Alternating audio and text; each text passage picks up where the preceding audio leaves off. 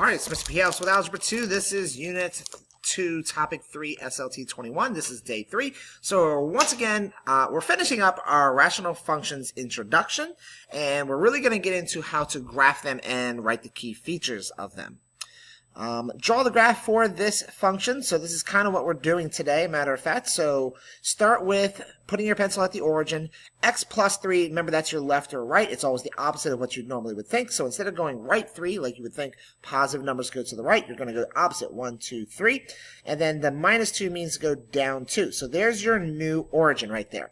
So that's where you're going to make your two asymptotes. So you know that the asymptotes are going to go through that point. So vertical asymptote right here at -3. And then also a horizontal asymptote that goes through that given point at -2. And then the next thing I'm going to look for is my numerator. So starting at that new origin, I'm going to go to the next point, and it's down 1 because it's -1.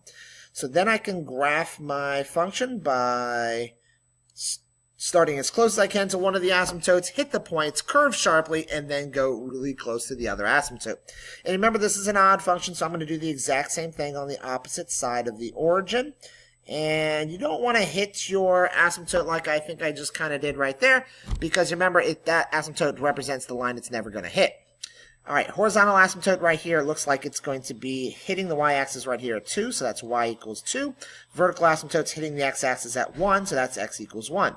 The domain can be a set of all real numbers, like it always is, in which it can't be the asymptote. So the only thing it can't be is 1. The range can be a set of all real numbers, in which the range can never have a height of 2, because that's where it hits the asymptote as well. The height of anything other than 2, I mean, the function is going to be there somewhere.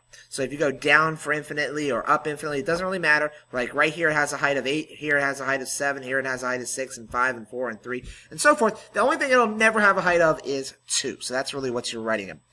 All right, so using the same from the one, so this is the same exact graph, so find the equation for the second one. Remember, it was right 1, so that's x minus 1, and then it's up 2, so that's plus 2. And then to find the numerator, you start at the origin, you move 1 to the right. How many times would I have to go up to get back to the function? That's 1 box, 2 box, looks like to be about 3 blocks up.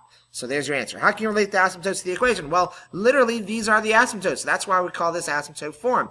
So this is your asymptote for the vertical asymptote, and this is the horizontal asymptote. Why is the vertical asymptote happens to be at 1? The reason why is because it's always the opposite of whatever this denominator is. So the further you go to the left, the closer it's going to get to 2. So if I follow this graph, the further I go to the left, it's going to keep going up and to the left infinitely, but it's never going to reach a height of 2.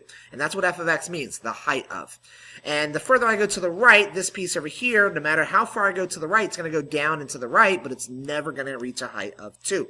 Notice that these numbers are the same. They will always be the same. In fact, they will always be the same as the horizontal asymptotes.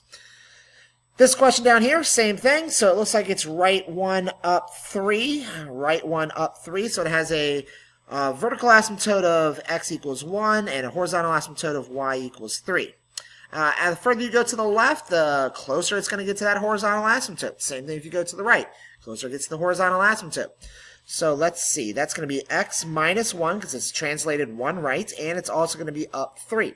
And then if I want to find the next point, so here, 1, 2, I think it's 2. It's pretty close. If I go right 1, up 2, I'm back to the graph. It's kind of hard to tell if it's 2 or 2.5 or so forth. All right, identify the vertical asymptotes. Identify vertical asymptotes, horizontal asymptotes, domain, and range. That's 4 things. So I'm going to abbreviate vertical asymptotes, horizontal asymptotes, domain, and range. For this first question, the vertical asymptote is going to be 0. And the reason I know that is because there's no number down here in the denominator. So that means that it's sliding 0 to the right. So x equals 0. Then there's also no number out here on the outside of the asymptote form. So therefore, y is also 0. Sometimes the trickiest questions can be the ones with the littlest amount of information. The ones that look the easiest usually aren't always the easiest. Domain can be any real numbers. Only thing that x can't be is 0. Y can also be all real numbers. The only thing it can't be is 0. For number 2, so vertical asymptotes, horizontal asymptotes, domain, and range. The vertical asymptote is 1, so that's x equals 1. The horizontal asymptote is also equal to 1. So just keep in mind that this is the vertical asymptote, this is the horizontal asymptote. This is translated at 1 right, this is translated at 1 up. The domain can be anything except for the asymptotes, and the range can be any height except for the asymptotes as well.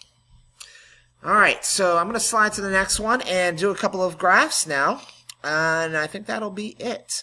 I'm going to leave the rest of them up to you. So let's see, if I go, that's left 1. I almost said right 1. Remember, it's always the opposite. So it's left 1 and down 2 is the new origin, and the asymptotes are going to go through that origin. And then from that point, I see that this numerator is 3, so the next one's going to have a height of 1, 2, 3.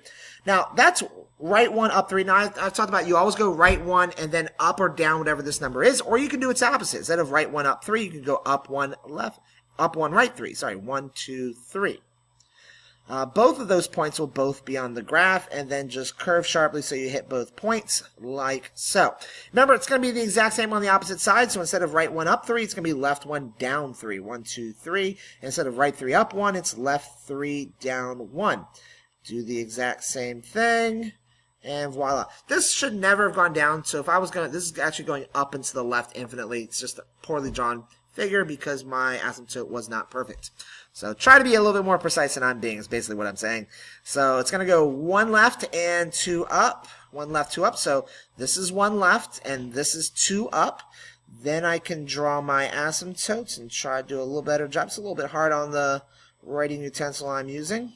And then the next number is going to be 3. So right 1 up 3. It's the same as it was before. Or right 3 up 1. And it looks like the graph's going to be in the exact same 2 corners. 1, 2, 3, 1, 2, 3, down 1, and a little bit better than last time. All right, thanks again for watching. Please give it a like to help you learn something about how to graph or write the key features of rational functions, even when the numerator is not a positive 1 or a negative 1, so even when it's a higher number than that.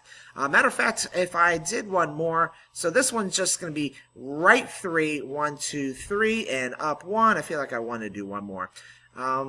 So, voila, voila, there's your asymptotes, because the last 2 questions I did both had a numerator of 3, and I want to do one that doesn't have a numerator of 3, so this one has a numerator of 2, so it's not really done any differently. So the next number is going to be 2 above, or instead of right 1 up 2, you can go up 1 left, right 2, and voila, it's going to look something like that. Now it's going to have basically the same shape, but what you'll notice is the bigger the number, the less rounded it's going to be. So it's not going to be as sharp of a round curve. The smaller the number, like when it's 1, it's going to have a really, really sharp curve once it hits that point. All right, and then of course it's going to look the exact same on the opposite side, something like that. But I think you get the idea. Thanks again for watching. Have a great day.